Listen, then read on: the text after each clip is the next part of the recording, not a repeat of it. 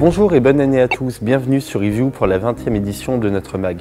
Donc cette semaine, une émission un peu particulière puisque nous sommes rendus au cœur du 7e arrondissement à l'association Valentin AUI qui s'occupe des déficients visuels. Donc ils mettent tout en œuvre pour agencer les nouvelles technologies au mieux afin de s'occuper de ces derniers. Donc nous allons essayer de vous présenter ça.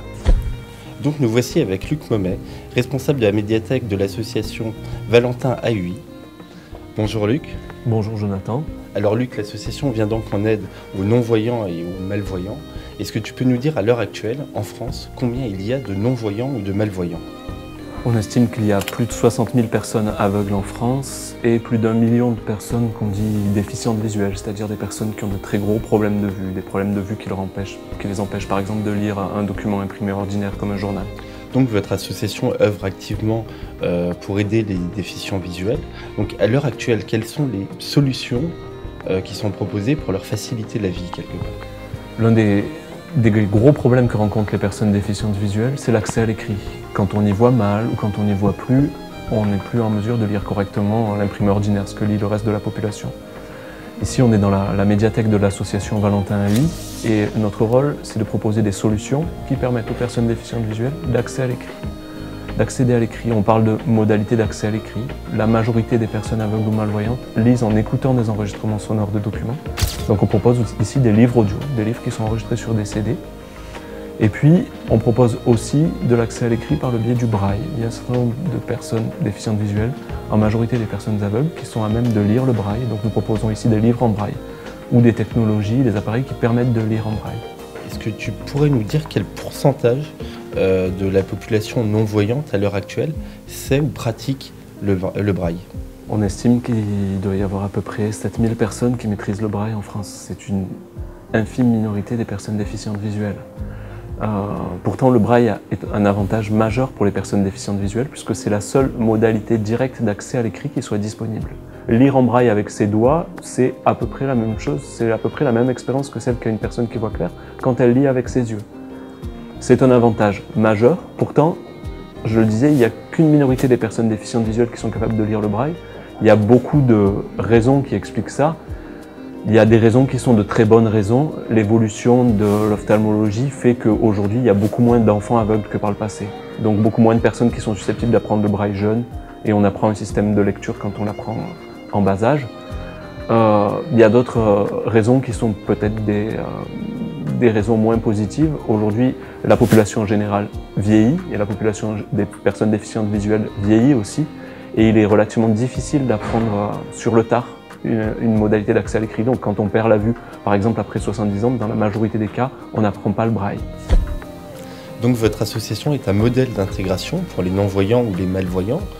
En quoi votre association aide ces gens à se comporter chez vous exactement comme se portent finalement les voyants dans la société ailleurs? Une des principales revendications des personnes déficientes visuelles, sinon la principale, c'est de pouvoir vivre comme les autres. Ici, on est dans une bibliothèque et dans une bibliothèque spécialisée. Donc, paradoxalement, on pourrait penser qu'on n'offre pas un service qui permet d'être comme les autres, puisqu'on invite les personnes malvoyantes ou aveugles à venir dans un lieu qui est spécialisé. Pourtant, ça nous a semblé être la solution pour pouvoir aider ces gens à vivre l'expérience qu'ont la chance de vivre les gens qui voient clair dans les bibliothèques ordinaires, par exemple dans les bibliothèques municipales. Il fallait pour nous créer un lieu qui soit spécialisé pour offrir toute la gamme de services auxquels on a droit quand on voit clair, mais de façon adaptée. Par exemple, les collections dans cette médiathèque sont adaptées, les livres sont en audio ou en braille. Les services sont aussi adaptés, l'accueil est spécialisé, les bibliothécaires ont une expérience particulière de l'accueil des publics déficients visuels, et puis les bibliothécaires eux-mêmes, pour moitié d'entre eux, sont aveugles. Dans une autre bibliothèque, ce serait une extraordinaire originalité. De notre point de vue, c'est simplement faire comme les autres. Quand je vais dans une bibliothèque ordinaire, moi qui ai la chance de voir clair, je peux m'identifier au bibliothécaire, c'est quelqu'un comme moi. Quand quelqu'un d'aveugle vient ici, il peut aisément s'identifier au bibliothécaire. S'il est brailliste, mais il va lire les mêmes bouquins que le bibliothécaire. Et ils ont une expérience en commun. Ça, c'est la première des choses qu'on propose, c'est une expérience qui ressemble le plus possible à ce qu'on peut trouver ailleurs. L'idéal de notre point de vue, ce serait que les personnes déficientes visuelles puissent trouver cette palette de services dans n'importe quelle bibliothèque. Ce n'est pas le cas aujourd'hui, disons que c'est la phase 2 de notre projet Pour l'instant, nous proposons des services qui sont accessibles ici, à Paris, dans le 7e, et puis par correspondance aussi pour toutes les personnes qui le souhaitent. On espère que dans les années à venir, à moyen terme, tous ces services vont pouvoir aussi être accessibles dans les bibliothèques ordinaires pour pouvoir offrir des services complètement inclusifs aux personnes déficientes visuelles, en leur proposant de se mélanger à la population en général le plus simplement possible, comme c'est déjà le cas dans d'autres pays, je pense par exemple aux Pays-Bas ou à l'Allemagne ou en Angleterre où c'est déjà le cas. Donc tu me disais que vous rêvez, ce qui est normal, d'une intégration parfaite pour les non-voyants et les malvoyants, mais qu'en est-il à l'heure actuelle en France de l'intégration de ces personnes au marché de l'emploi? Pour avoir un travail quand on est aveugle ou très malvoyant, la première des choses, comme pour le reste de la population, c'est de savoir lire. Et on constate que savoir lire le braille, c'est un avantage considérable quand on recherche du travail et qu'on est aveugle ou très malvoyant. La très grande majorité des personnes déficientes visuelles qui travaillent sont des personnes qui maîtrisent le braille, donc ils sont capables de lire du braille sous sa forme papier, mais aussi et surtout de lire du braille avec des afficheurs braille. Un afficheur braille, c'est une sorte d'écran qui permet de lire avec ses doigts ce que les personnes qui voient clair peuvent lire sur l'écran. Donc est-ce que tu pourrais maintenant, s'il te plaît, nous présenter les différentes particularités, les différents services qu'offre la médiathèque? La médiathèque s'adresse à toutes les personnes qu'on dit empêchées de lire. C'est toutes les personnes qui ont des problèmes d'accès à l'écrit, toutes les personnes qui sont malvoyantes, aveugles, qui ont des problèmes moteurs, qui ont des problèmes cognitifs, des handicaps mentaux aussi. La seule condition pour pouvoir accéder à cette médiathèque, c'est d'apporter une preuve de ces troubles d'accès à l'écrit. Ensuite, tous les services sont gratuits. Les services que nous proposons sont accessibles sous deux formes, soit sur place, ici à Paris dans le 7e, soit à distance. Dans nos locaux, pour les franciliens, les gens qui ont la chance de pouvoir venir jusqu'ici, on accède bien évidemment à nos collections. Ce sont en premier lieu des livres qui sont des livres audio enregistrés sur CD. Ce sont des CD au format DAISY. C'est une forme d'enregistrement un peu sophistiquée. Ça peut s'écouter avec un lecteur MP3 ou avec un lecteur plus avancé qu'on appelle un lecteur DAISY. Les lecteurs de DAISY, ce sont des lecteurs qui sont très bien adaptés aux besoins des personnes empêchées de lire, comme je le disais précédemment, en particulier aux besoins des personnes déficientes visuelles. On propose des livres audio, ils sont directement accessibles sur place, les gens peuvent les choisir. Les usagers peuvent soit les choisir eux-mêmes, parce qu'il y a des étiquettes en braille et des étiquettes en très gros caractères sur les CD, soit se faire aider par des bibliothécaires. On propose aussi beaucoup d'autres sortes de documents, des films qui sont des films adaptés pour les personnes déficientes visuelles. Là, en l'occurrence, quand il y a une scène d'action, il y a une voix off qui va venir expliquer ce qui se passe dans le film. On prête ces films et ce service-là est gratuit aussi. Nous prêtons des livres en gros caractères, des journaux qui sont enregistrés en audio, des journaux enregistrés en braille. Nous proposons aussi des nouvelles technologies, un certain nombre d'ordinateurs spécifiquement adaptés pour être utilisables par des personnes aveugles ou malvoyantes. Ces services-là, ce sont les services que nous fournissons directement.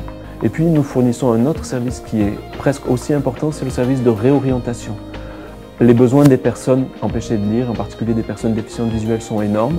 Dans un certain nombre de cas, nous sommes dans l'incapacité d'y répondre directement, mais le travail que nous faisons, c'est d'indiquer à la personne où elle va pouvoir trouver le service ou alors le document adapté dans le format qui lui convient. C'est une partie très importante de notre travail parce que c'est le complément direct des services que nous fournissons dans une situation qui est une situation de pénurie documentaire. Les personnes déficientes visuelles manquent extraordinairement de livres. On estime que la situation dans laquelle on est pour les personnes aveugles aujourd'hui est l'équivalente de celle de la population générale dans les années 60. On a peu de bouquins et on a du mal à les diffuser. C'est pour ça qu'il est impératif pour nous de faire appel à toutes les énergies qui existent et donc de réorienter, quand c'est nécessaire, les usagers vers d'autres structures. Donc nous voici maintenant devant un ordinateur qui a l'air à premier abord tout à fait normal et qui pourtant présente toutes les options et tous les périphériques d'accessibilité destinés aux non-voyants et aux malvoyants. Donc si l'ordinateur vous paraît à vous, vu d'ici certainement lambda ou normal, en réalité on a véritablement été impressionné en le voyant fonctionner. Donc j'ai demandé à Luc de nous en faire une petite démonstration pour que vous puissiez en profiter. Quand on utilise un ordinateur, quand on a la chance de voir clair, ce qu'on fait c'est qu'on rentre des informations dans l'ordinateur avec le clavier AZERTY, la souris, puis on a un retour d'informations en regardant l'écran. J'écris au clavier 2 plus 2, j'appuie sur entrée et le super logiciel fait que ça écrit 4 sur l'écran, ça a calculé. Les personnes aveugles ou très malvoyantes vont utiliser le même clavier AZERTY que les autres, c'est des gens qui connaissent la sténo. Ils ne vont pas utiliser la souris, ils vont utiliser des raccourcis clavier, mais leur gros problème c'est le retour d'infos, c'est le retour d'informations puisqu'ils ne peuvent pas voir l'écran. Pour ça, ils se servent de deux choses pour remplacer cet écran qu'ils ne peuvent pas voir.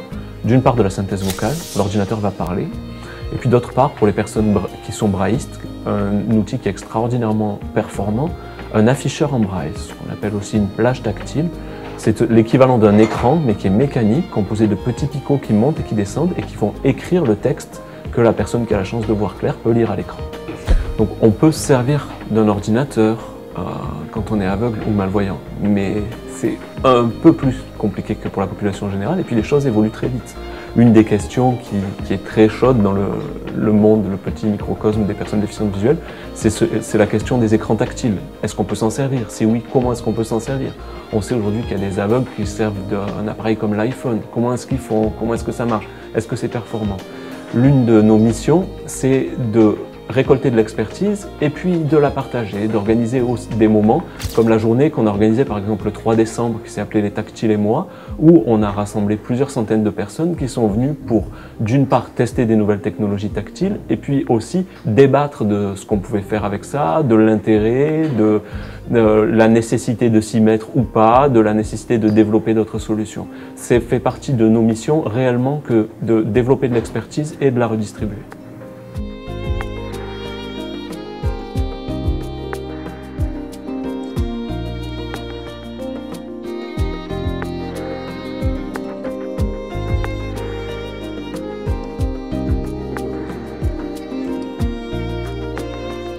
En ce qui la concerne, une personne non-voyante perçoit son environnement, grâce à ses autres sens, beaucoup mieux qu'on aurait tendance à le croire.